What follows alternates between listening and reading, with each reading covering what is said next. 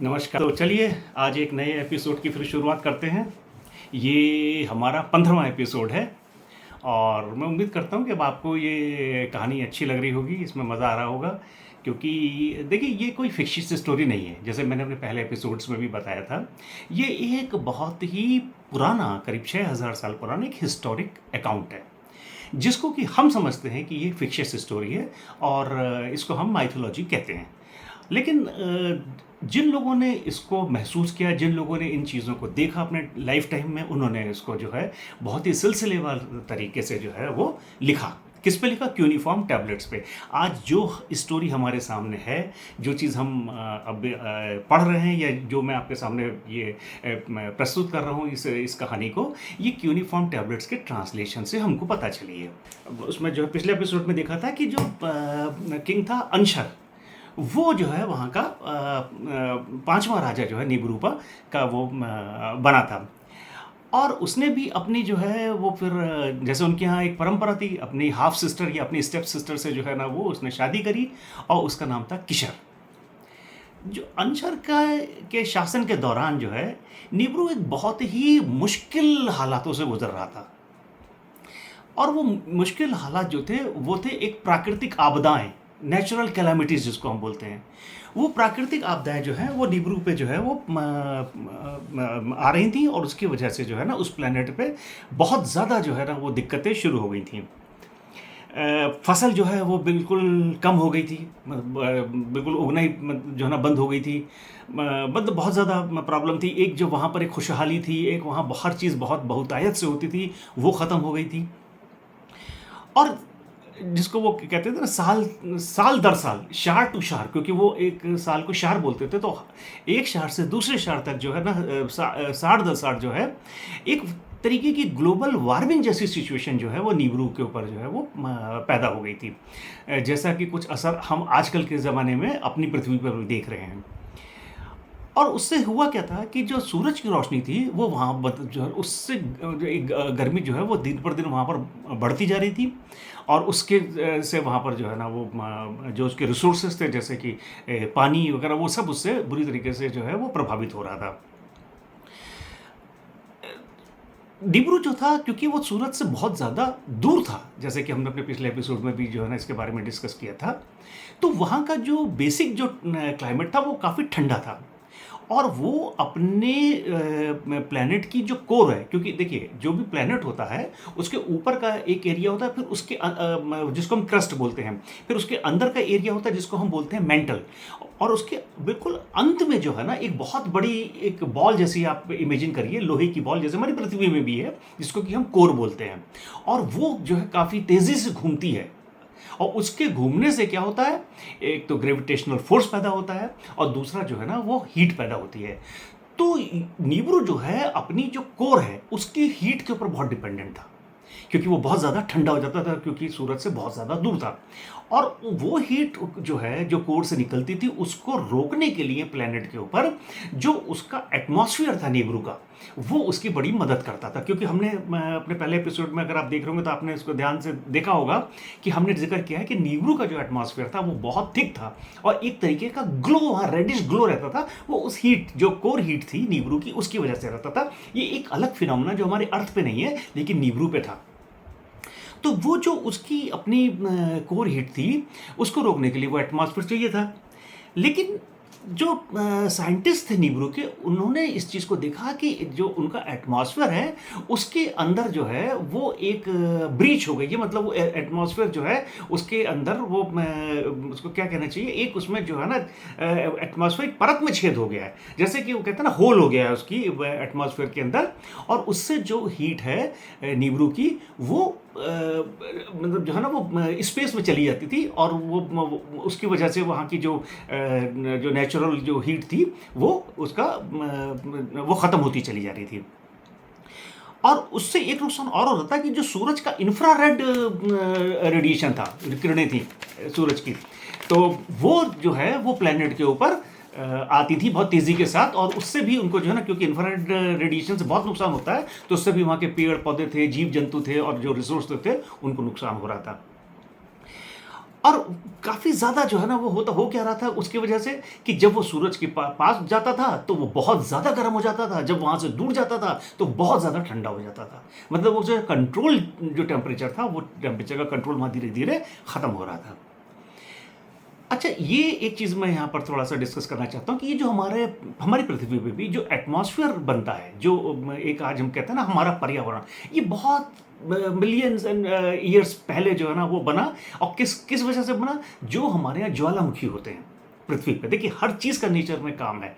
जो ज्वालामुखी पृथ्वी पे होते हैं, वो जब वो फटते हैं उनमें से लावा निकलता है और गैसेस निकलती हैं। नीवरू पे भी था, नीवरू में भी बहुत ढेर सारे उसके जो है वो ज्वालामुखी थे।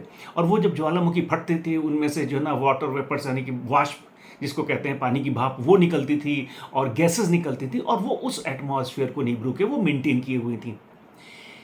इधर क्या हुआ था कि काफ़ी सालों से वहाँ पर जो इरप्शंस थे इन वॉल्केनोज के, वो होने ख़त्म हो गए थे। मतलब बहुत ही कम कभी कभार कोई इरप्शन हो गया।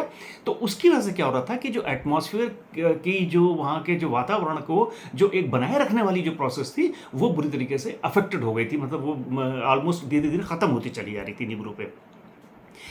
और उसकी वजह से जब इतना सब सारा जब देखिए डिस्टर्बेंस होता है तो बहुत सी चीज़ें होती हैं। वहाँ प्लेग जैसी सिचुएशन आ गई, वहाँ अलग अलग तरीके की बीमारियाँ लोगों में फैलने लगी, लोग परेशान होने लगे।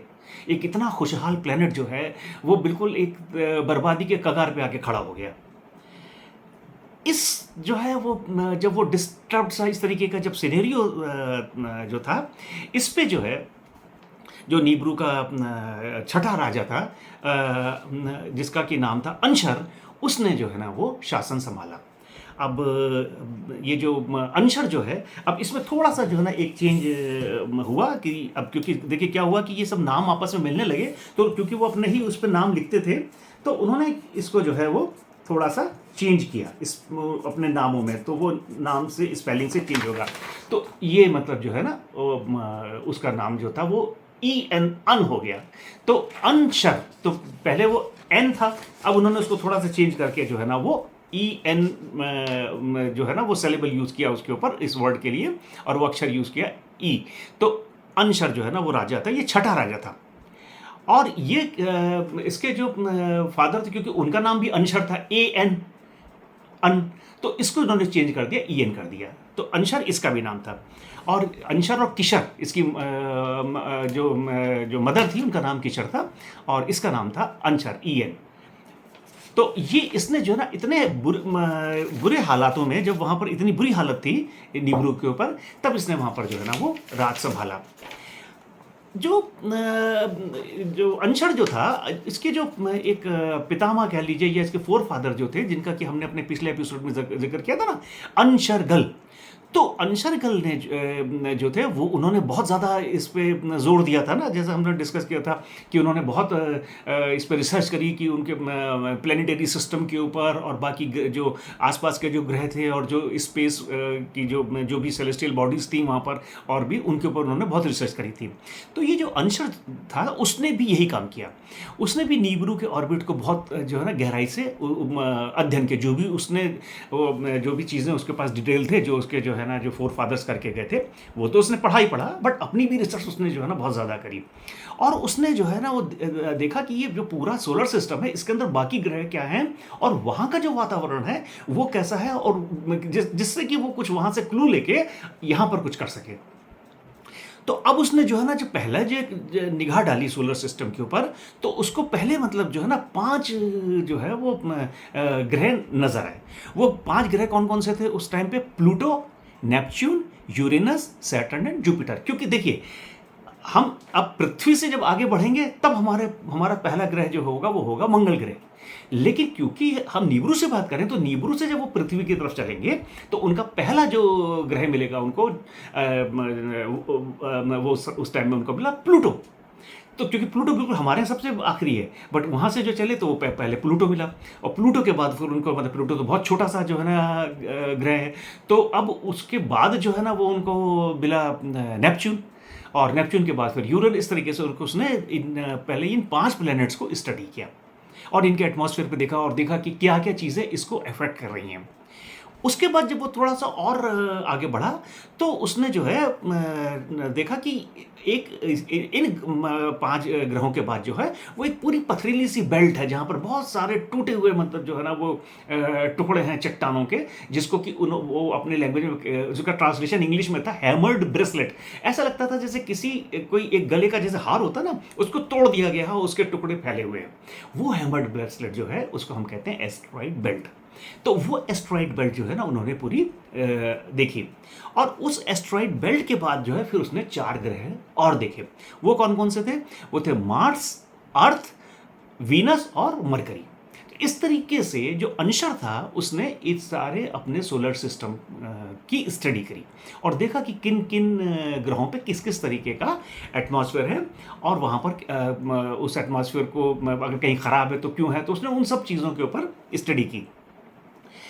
लेकिन ये वो करता रहा, लेकिन हर साल टू शार, मतलब ये साल टू साल, ये आप अर्थ वाले साल मत समझिए, ये नीब्रू वाले साल हैं। तो शार जिसको हम कहते हैं, क्योंकि हमने बताया था ना कि उनका जो एक शार है वो 3600 पृथ्वी के सालों के बराबर है।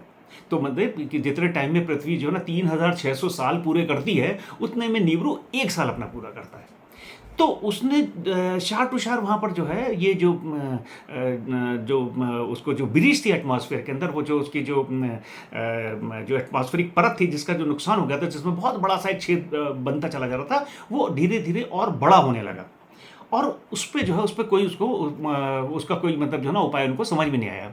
तो उनके फिर काउंसिल बैठी वहाँ पर, जैसे कि हर चीज़ को लेके वहाँ पर एक काउंसिल थी, उसमें सारे साइंटिस्ट और बड़े-बड़े उनके जो लोग थे, वो बैठे और उन्होंने इसको जो है ना वो इसके ऊपर चर्चा करी कि इसको हम कैसे कंट्रोल करें, और इससे तो ये पूरा हमारा प्लेनेट जो है बर्बाद हो जाएगा।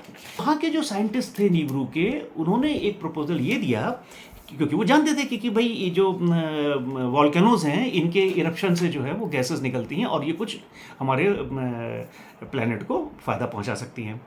तो उन्होंने कहा कि हमको ये जो हमारे ये ज्वालामुखी हैं, जो वॉल्केनोज हैं नीब्रू के, इनको किसी तरीके से एक्टिवेट करना चाहिए, और उनको जो है ना जब हम एक्टिवेट करेंगे तो वहाँ से उनके अंदर ब्लास्ट होगा, और फिर वहाँ से जो है ना वो गैसेस निकलेंगे, और इसको हमारे एटमॉस्फेयर को शायद उससे कुछ फ़ायदा पहुँचे। ये उन्होंने एक अपना जो है ना एक प्रस्ताव रखा। लेकिन धीरे धीरे समय बीतता गया, और बीतते समय के साथ साथ क्या होने लगा कि अब वहाँ पर जो है ना पानी की समस्या बढ़ने लगी। जो उनके यहाँ झरने थे, तालाब थे, कुएं थे, वो धीरे धीरे सब जो है वो सूखने लगे, और इसकी वजह से जो राजा अंशर था वो बहुत ज़्यादा डिस्टर्ब हो गया, बहुत ज़्यादा डिस्टर्ब रहने लगा। और अब वो मतलब जो है ना, क्योंकि उसके पास कुछ उसको समझ नहीं आता था कि मैं करूं क्या, क्योंकि कोई इस तरीके का कोई कहते हैं ना बड़ा कोई सॉलिड सा कोई एक रिजल्ट निकले, या कुछ ऐसी कोई उसको युक्ति पता चले कि इससे हम इसको ठीक कर सकें, वैसा वो नहीं हो रहा था। एक समस्या और हुई कि उससे जो है प्लेनेट की साइंटिस्ट ने ये कहा कि हमारे प्लेनेट की फर्टिलिटी जो है, जो मतलब जो है वो प्रजनन क्षमता जिसको हम कहते हैं, वो ख़त्म होने लगी, और वहाँ पर जो है ना वो जो नए बच्चे थे वो पैदा होना बंद होने लगे, और ना कि सिर्फ महलों में बल्कि जनरल पब्लिक में भी ये प्रॉब्लम आने लगी। और उसकी मतलब उसकी वजह से क्या हुआ कि जो अंशर थे, इनके कोई भी बच्चा पैदा नहीं हुआ, उनकी जो वाइफ थी उससे उनको कोई बच्चा पैदा नहीं हुआ। ये चांस कह लीजिए कि उनकी जो एक दासी कह लीजिए, या जो दूसरी रानी जो थी, उसके एक बेटा पैदा हो गया। कई उनकी जो रानियाँ थी उनमें से किसी एक के शायद बेटा पैदा हुआ, और वो जो बेटा था वो अब वो इंतज़ार करते थे कि शायद, लेकिन जब उन्होंने देखा कि नहीं है, और वो राजा जो अंशर जो था वो बीमार हो गया, और ऑलमोस्ट वो जो है ना डेथ बेड पे आ गया, उसको बिल्कुल मरताव हालत पे आ गया। तब उन्होंने कहा कि भाई हम ऐसा करते हैं कि इसको जो है जो बच्चा है, चाहे ठीक है दासी का ही सही, लेकिन ये हमारे ग्रह का राजा बन सकता है। तो उन्होंने कहा कि भाई ठीक है, फिर अब इसी को राजा बनाते हैं। तो उन्होंने जो है ना उस बच्चे को जो है ना फिर जब वो बड़ा हुआ, तो उसके बाद जो है एंशर के बाद उसको उन्होंने जो है ना वहाँ का राजा बनाया। लेकिन क्योंकि लीगली वेडेड वाइफ से तो बच्चा था नहीं, और ये पहली बार नीबरू की हिस्ट्री में हो रहा था, जिससे कि वहाँ के जो लोकल काउंसिल के लोग थे वो भी बहुत परेशान थे, जो उनके जो मंत्री थे और बाकी जो जो रॉयल काउंसिल के लोग थे, और वहाँ की पब्लिक भी इस चीज़ से सेटिस्फाइड नहीं थी कि इसको जो है वो वहाँ का राजा बनाया जाए, लेकिन उनके पास कोई चारा नहीं था। और ऊपर से इसने एक काम दूर ने ये किया कि अब वो, क्योंकि वो तो एक कॉन्क्यूबिन का, एक दासी का या दूसरी रानी का बेटा था, तो उसने भी जो शादी करी वो शादी करी अपनी बचपन की एक दोस्त कह लीजिए, जो उसके साथ की एक लड़की थी वहाँ की, जो भी वो भी शायद किसी जनरल पब्लिक या किसी दासी की लड़की थी, उससे उसने शादी करी। और और इससे जो है वहाँ का जो पूरा जो रॉयल सिस्टम था, जो एक पूरा किंगशिप थी जिसको कहते हैं हम रॉयल्टी, वो पूरी तरीके से डिस्टर्ब हो गई।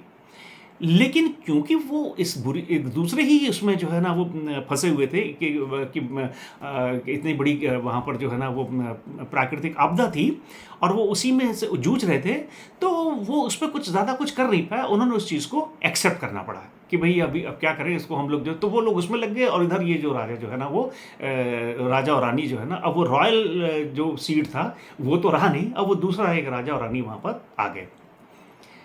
लेकिन धीरे धीरे जो है हुआ क्या कि ये जो दूर था इसके जो शासन में, इसके साथ भी यही प्रॉब्लम है कि इसकी जो रानी थी उसके भी कोई बच्चा पैदा नहीं हुआ। और वहाँ पर जो है ना ये हालत हो गई कि वहाँ पर बाकी और भी बच्चे भी पैदा होने बंद हो गए। वहाँ पर बिल्कुल जो है ना एक जो प्रजनन जो क्षमता थी बाकी लोगों की, वो भी बुरी तरीके से दिन पर दिन हो रही, इस उस पर आ गई कि अब वहाँ पर नए बच्चे पैदा होना ही ऑलमोस्ट बंद हो गए। और उस सिचुएशन में क्या हुआ कि एक दिन जो है जो महल का पहरेदार था उसने आके एक सूचना दी महल में कि हमने यहाँ पर जो है ना एक दरवाजे पे हमको एक बच्चा मिला है, और वो यहाँ पर कोई छोड़ गया है या पता नहीं कैसे आया है, लेकिन यहाँ पर हमको एक बच्चा मिला है। वो उस बच्चे को लेके जो है ना वो जो उसकी दो उरू की रानी थी उसके पास गए। उसने देखा तो देखा वो एक जो है वो एक लड़का था, छोटा बच्चा था, लड़का। तो अब उसने मतलब जो है ना उसको, जब उसको और तो कुछ सूझा नहीं, उसने उसको तुरंत ऐलान कर दिया कि मैं इस बच्चे को अडॉप्ट कर रही हूँ, आज से ये मेरा बच्चा होगा। अब इससे एक और वहाँ समस्या हुई, उनका पूरा जो एक सिस्टम था काउंसिल का, जो रूल थे रेगुलेशंस थे, वो सारे के सारे उससे अफेक्टेड हो गए। और वो उन्होंने जो है ना वो क्या करते, उन्होंने जो है ना वो उसको भाई ठीक है रानी है, रानी का राजा का डिसीजन है, बच्चे कोई हो नहीं रहे हैं, तो ये जो बच्चा मिला है तो उसी को ही उन्होंने जो है ना बड़े बुझे मन से इस चीज़ को एक्सेप्ट कर लिया। अब चलिए, अब हम ये कहानी जो है ना, क्योंकि ये एपिसोड थोड़ा सा ज़्यादा लंबा हो गया है, तो अब हम इसको जो है ना इस कहानी को आगे बढ़ाएंगे और अब हम देखेंगे कि किस तरीके से नीबरू जो है ना सरवाइव कर पाया या नहीं कर पाया, करा तो किस तरीके से किया, क्या उन्होंने वहाँ पर जो है ना वो उसके जो है ना वो तरीके ढूंढे, और ये शासन और जो एक रॉयल जो सीड जो था वो जो डिस्टर्ब हुआ, ये कहानी अब आगे कैसे बढ़ेगी। तब तक के लिए नमस्कार, अपना ध्यान रखिए और एपिसोड्स को जो है ना लाइक शेयर और सब्सक्राइब करते रहिए, और हम अब अगले एपिसोड में इसके आगे कहानी को डिस्कस करेंगे। Thank you so much.